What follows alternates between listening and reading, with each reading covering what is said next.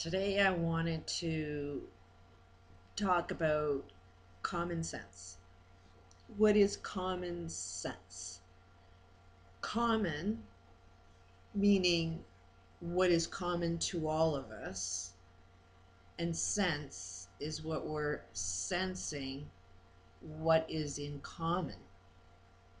And if we look around our world today, how we live, what we believe in, how we act, how we communicate with each other is what is in common, and look at how it's working for us. We're kind of destroying our friggin' planet.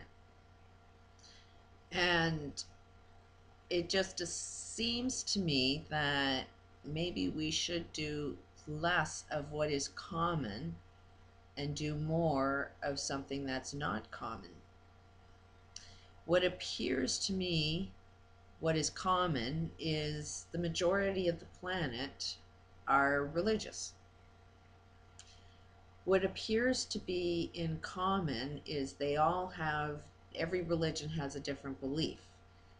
And what is in common is every religion believes that their religion is true, that their book is true, and anybody else that doesn't believe in them is wrong. So it appears to me that that's what our war experiences are. I'm right, you're wrong, and we're going to fight about it. That seems to be what is in common. I've had a few people email me about their religions, and I'm kind of totally against religion. I'm kind of totally against reading any type of religious material. It's common to trust in these books. What is not common is to realize that these books are all written by a corporate world. They're printed. They've been printed by a corporate world ever since a book was written. And they can be changed by the corporate world. Every aspect of every book can be changed and manipulated. So it doesn't seem that no matter what kind of research you do, you're going to research through a book that was written by a corporate world. And if we kind of look at the bigger picture, the corporate world does not care about the whole. The corporate world only cares about itself. It's greedy, and it's using you for its own purpose. It is tempting you with commercials, with promises of a better life, promises of love, promises of happiness. Everything that you want to hear is what the corporate world uses to sell you on the story or the path that they want you to go down.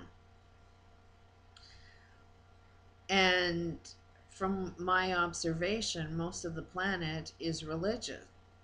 And so religion is guiding us, it's creating our belief systems, it's guiding our actions, it's guiding our morals, it's guiding our values.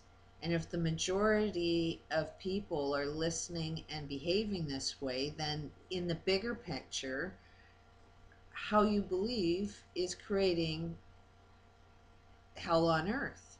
It's destroying the friggin' planet. And from what I'm seeing is these religious people are saying we got to do more of the same thing. We've got to just do it harder, which kind of is telling me that we got to be at war a lot more, which doesn't make any sense. We got to be against people that don't believe in what we believe. So that means religions are going to now fight against each other even more than what they did in the past. This one girl that's been emailing me really believes that she's right, feels that she can teach me something, And she's done a lot of research. She's read all of the books that were written by the corporation. And within these books that were written by the corporation, apparently it tells her that it can't be tainted. None of the books can be tainted by Satan through a Holy Spirit or whatever. But how does that make any sense? Satan can get at our priests. I was born Catholic. Catholic priests have been sexually abusing kids. Catholic priests read, study, live by, breathe by these books that were written by the corporate world. So if Satan can manipulate the people that are reading the book, doesn't it kind of make sense, although not common?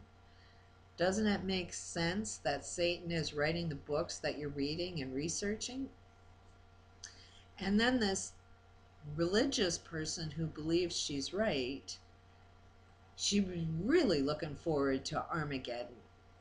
I'm finding a lot of people are really looking forward to the destruction of the whole friggin' planet.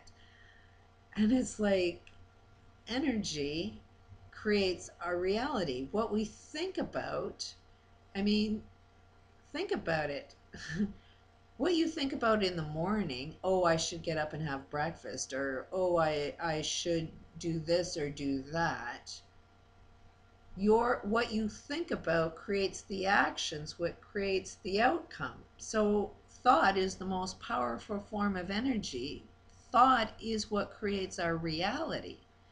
So while these religious people are thinking Armageddon is a great thing, it's going to weed out the bad people and it's going to kill all of the bad people, and it's like, how does that make any sense?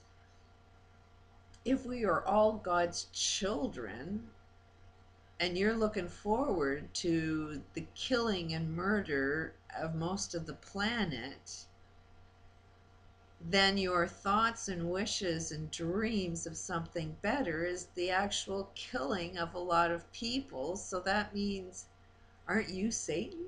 Aren't you evil to wish some harm to other people because it's going to weed out the bad ones? It's like you are the killers. And you're believing in a religion that you're trying to teach me, follow me in this religion, and believe that killing most of the planet is going to be a good thing because I know what's right and I'm going to be resurrected. It's like, where on this planet have you seen a sample of you're going to be resurrected? Okay, you want to believe Jesus was. I kind of think Jesus set the example. I do believe there are some truths out there. And I don't believe Jesus said we need to kill most of the planet through Armageddon. I don't believe Jesus ever wanted one person dead. It just doesn't seem to be written anywhere in his name, or that he's the one that said, if you treat me this way, I'm going to kill you, or I have a wish for you all to be dead. It seems to me that Jesus was forgiving, for they know not what they are doing. So, and we all kind of, I mean, most of these religious people are saying if you want to get to God, you got to go through Jesus, but you're kind of misinterpreting what that meaning is because of these books. But it's more live the example the guy that was resurrected lived, and then maybe that might be the example that we need to follow. You know, these people that are looking for Armageddon are very forgiving, are very understanding of why everything's going on. They just want everybody dead. That wasn't the example Jesus set. So when you think that you're going to be resurrected, there's no example, never ever an example that the way you believe will make you resurrected. You're going to be dead. You are the evil that you dislike.